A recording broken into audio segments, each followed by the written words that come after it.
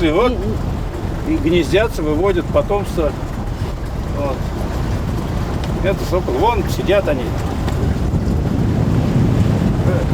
Диңгез яр буйларында тереклек итүче баклан дигән кошларны безнең сулыкларда да күрергә мөмкин. Бу якларны үз итеп зәй сусаклагычында аларның инде 10 елга якын яшәүләре мәгълүм. Ялтызай тирәсендәге агачта бакланнарны зур-зур төркемнәре белән очратырга була. Сезонга 250 килограммнан 300 килограммга кадәр балык ашыйлар алар. Вот. Бер баклан. Вот. Жылына шутладыгыз, менә алар монда карадык. Примерно 1000 баш. Без чыгарып җибәргән балыкны алар тоже бер көтүгә җыеп, аннары әйләндерәләр балыкны, җыялар, куып нитеп бер күчегә.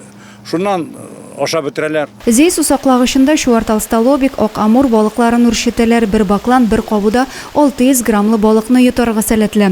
6 метрга кадәр су төбенә чумып үзенең табышын эләктерә ала. Шуңа да бу кыштан балыкчылар зур зыян күрә. Элек бакланнарны юк итәргә тырышкан булсалар, хәзер аучыларның исләре китми, дип Петр Чернов. Скоро сезон ачыла, сентябрьдә үрдәккә. Ну кемдер атар инде, аны кайберсе ашый.